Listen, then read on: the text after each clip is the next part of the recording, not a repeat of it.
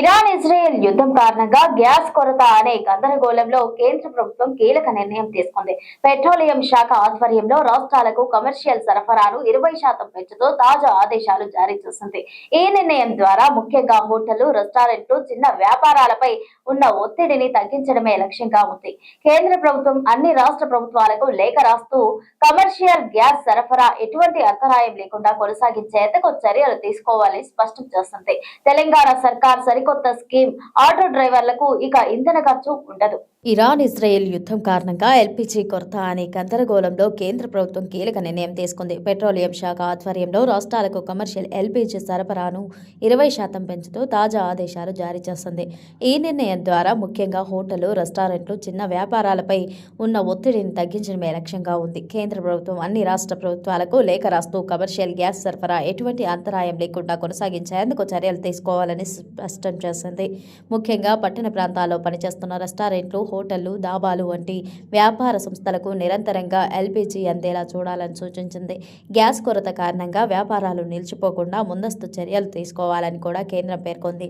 అదే సమయంలో వలస కార్మికుల సంక్షేమాన్ని దృష్టిలో ఉంచుకుని మరో కీలక నిర్ణయం తీసుకుంది. దేశవ్యాప్తంగా వలస కార్మికులకు ఉచితంగా 5 కేజీల ఎల్పీజీ సిలిండర్లు అందించేందుకు ప్రణాళిక రూపొందించినట్లు తెలిపింది.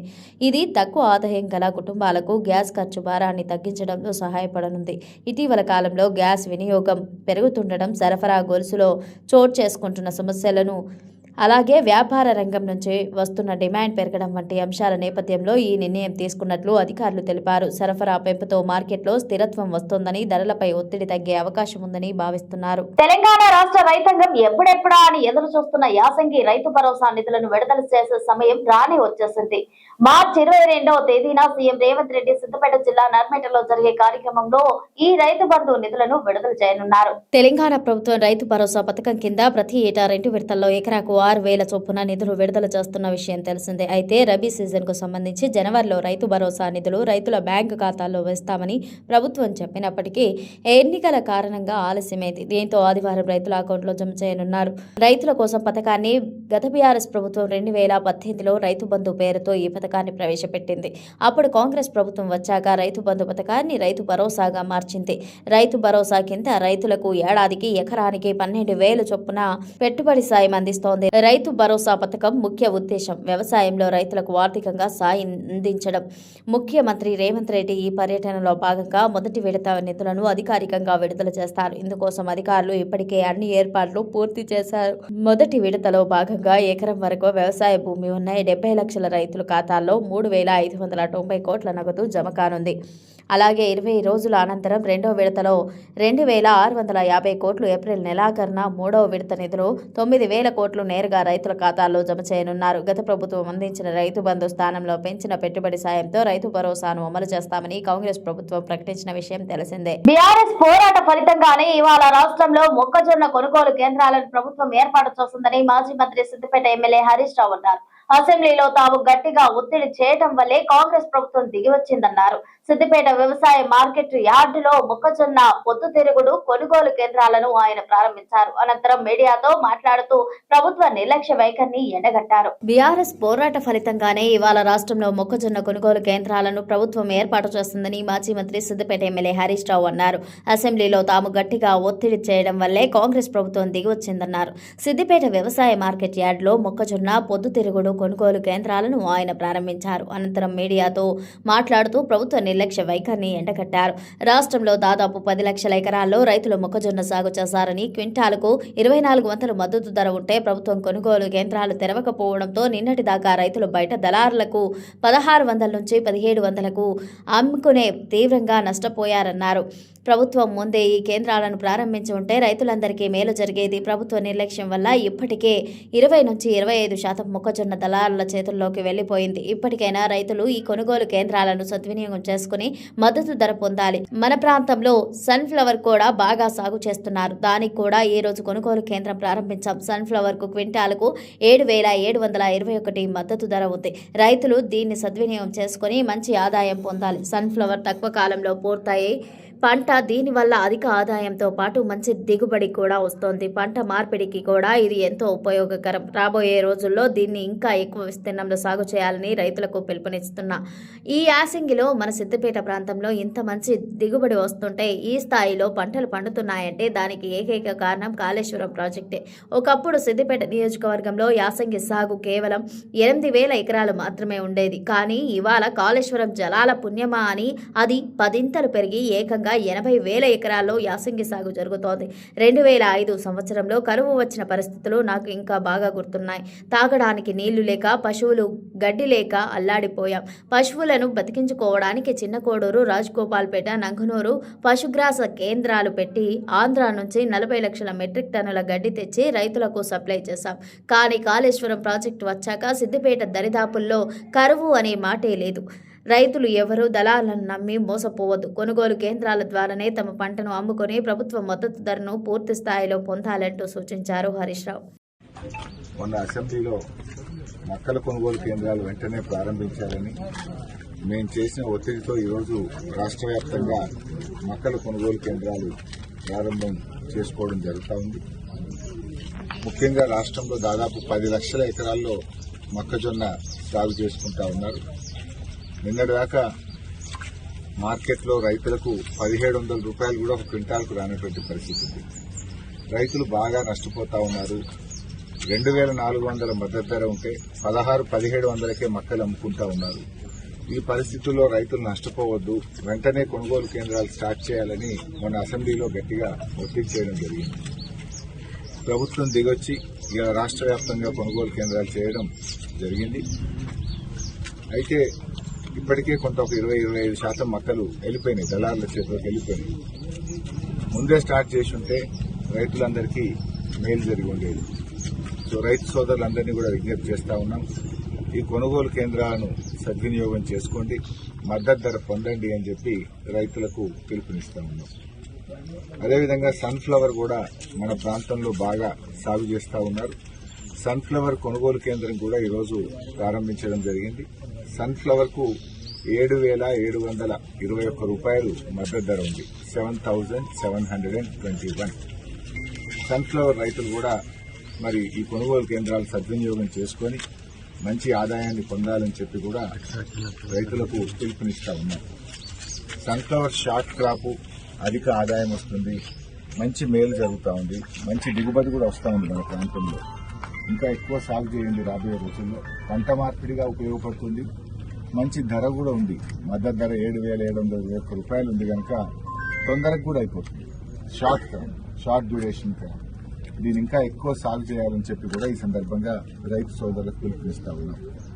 ఈ యాసంగిలో ఇంత మంచి దిగుబడి మన సిద్దిపేట ప్రాంతంలో వస్తుందంటే కాళేశ్వరం. మా సీనియర్ నాయకులు, న్యాయ నిపుణులు, మాజీ అడ్వకేట్ జనరల్ తో కూర్చుని మేము ఒక ప్రైవేట్ మెంబర్ బిల్లును తయారు చేశామని, ఈ బిల్లును రాష్ట్ర శాసనసభ శాసన మండలిలో వచ్చే శుక్రవారం ప్రవేశపెట్టబోతున్నామని బీఆర్ఎస్ వర్కింగ్ ప్రెసిడెంట్ కేటీఆర్ అన్నారు.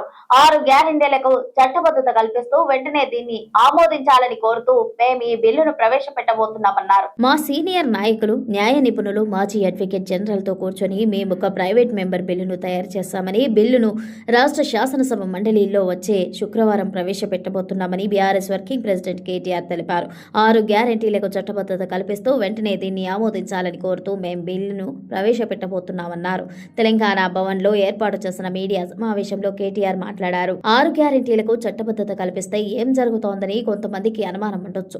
మొన్న రేవంత్ రెడ్డి ట్రాఫిక్ చలాన్లు నేరుగా బ్యాంకు ఖాతా నుండి కట్ చేసుకుంటామని చెప్పినట్లు 6 గ్యారెంటీలకు చట్టబద్ధత వస్తే మీకు రావాల్సిన హామీలను సంబంధించిన అన్ని డబ్బులు నేరుగా ప్రభుత్వం నుండి మీ బ్యాంకు ఖాతాల్లో పడతాయన్నారు.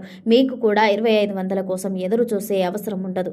చట్టమైతే కాంగ్రెస్, బీజేపీ సహకరిస్తే నా ప్రైవేట్ మెంబర్ బిల్లు పాస్ అయితే మా రాష్ట్రంలోని ఆడబిడ్డలందరికీ సచ్చినట్లు ప్రభుత్వం 2,500 ఇవ్వాల్సిందే. లేకపోతే ఖాతాల నుంచి కట్ చేసుకునే ఆటో డెబిట్ సౌకర్యం తప్పకుండా మీకొస్తుంది. మీ ఖాతాలో వచ్చి పడుతుంది, లేదంటే బాకీగా మిగిలిపోతుంది. మీకు తప్పకుండా ప్రభుత్వానికి ఇయ్యక తప్పని పరిస్థితి వస్తుందన్నారు కేటీఆర్. రాష్ట్రంలోని పెద్ద మనుషులందరికీ 4,000 పెన్షన్కి సంబంధించి చట్టబద్ధత వస్తే మీకు హక్కు వస్తుందన్నారు కేటీఆర్.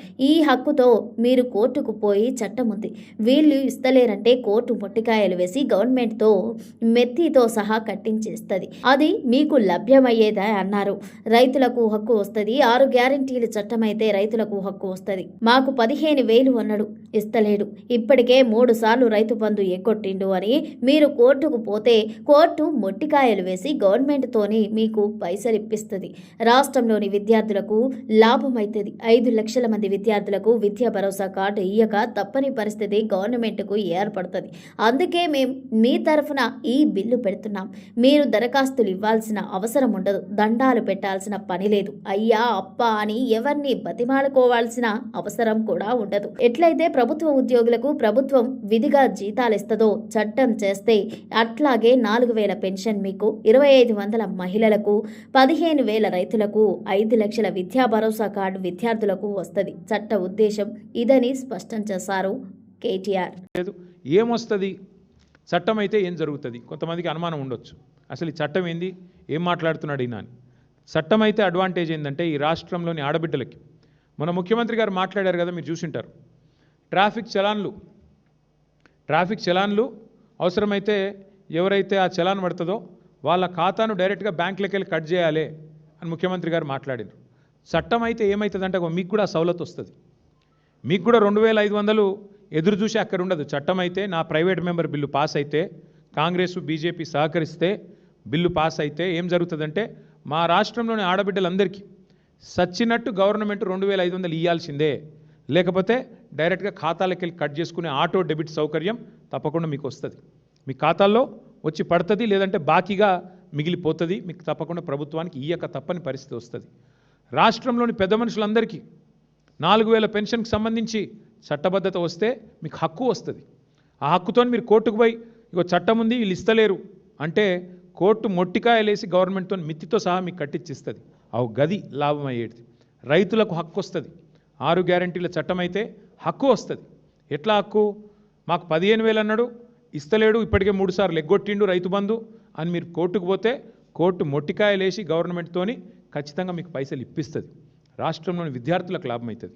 5 లక్షల విద్యా భరోసా కార్డు ఇయ్యక తప్పని పరిస్థితి గవర్నమెంట్కు ఆ అనివార్యత ఏర్పడుతుంది. అందుకే మేము మీ తరపున ఈ బిల్లు పెడతా ఉన్నాం. మీరు దరఖాస్తులు ఇవ్వాల్సిన అవసరం ఉండదు, దండాలు పెట్టవలసిన పని లేదు, ఇక అయ్యా అప్ప అని చెప్పి ఎవరిని బతిమలాడుకోవాల్సిన అవసరం కూడా ఉండదు. ఎట్లయితే ప్రభుత్వ ఉద్యోగులకు ప్రభుత్వం విధిగా జీతాలు ఇస్తుందో చట్టం చేస్తే అట్లాగే మీకు 4,000 రూపాయల పెన్షను, చట్టం చేస్తే అట్లాగే మీకు 2,500 మహిళలకి, 15,000 రైతులకి, అట్లాగే 5 లక్షల విద్యా భరోసా కార్డు విద్యార్థులకి మీకు వస్తుంది. చట్టం యొక్క ఉద్దేశం ఇది. తెలంగాణలో సగానికి పైగా జనాభా పట్టణాల్లోనే నివసిస్తుంది. వేగంగా విస్తరిస్తున్న నగరాలు, పెరుగుతున్న ట్రాఫిక్, అస్తవ్యస్తంగా డ్రైనేజీ వ్యవస్థ ఇవన్నీ పట్టణ వాసులకు ఉక్కిరి బిక్కిరి చేస్తున్నాయి.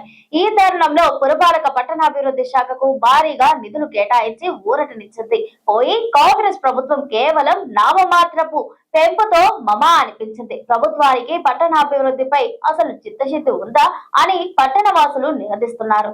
నిరుడుతో పోలిస్తే ఈసారి బడ్జెట్ లో మున్సిపల్ శాఖకు జరిగిన కేటాయింపులు చూస్తే నిర్లక్ష్యం ఇట్టే అర్థమవుతోంది. తెలంగాణలో సగానికి పైగా జనాభా పట్టణాల్లోనే నివసిస్తున్నది. వేగంగా విస్తరిస్తున్న నగరాలు, పెరుగుతున్న ట్రాఫిక్, అస్తవ్యస్తమైన డ్రైనేజీ వ్యవస్థ ఇవన్నీ పట్టణ వాసులకు ఉక్కిరి బిక్కిరి చేస్తున్నాయి.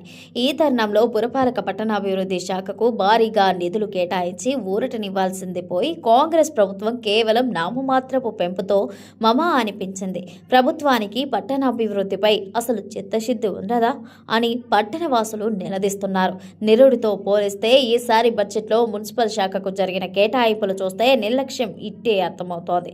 2025-26 బడ్జెట్లో 17,677 కోట్లు కేటాయించగా 2026-27లో ఆ సంఖ్యను 17,907 కోట్లకు మాత్రమే పరిమితం చేశారు. అంటే రాష్ట్ర వ్యాప్తంగా ఉన్న మున్సిపాలిటీలు, కార్పొరేషన్ల అవసరాల కోసం ప్రభుత్వం అదనంగా విధులిచ్చింది. 230 కోట్లు మాత్రమే. నిరుటితో పోలిస్తే పెంచిన కేవలం 1.3%. నిత్యావసరాల ధరలు, నిర్మాణ సామాగ్రి రేట్లు ఆకాశాన్ని తాకుతున్న వేళ ఈ స్వల్ప పెంపు దేనికి సరిపోతోందని ఆర్థిక నిపుణులు ప్రశ్నిస్తున్నారు.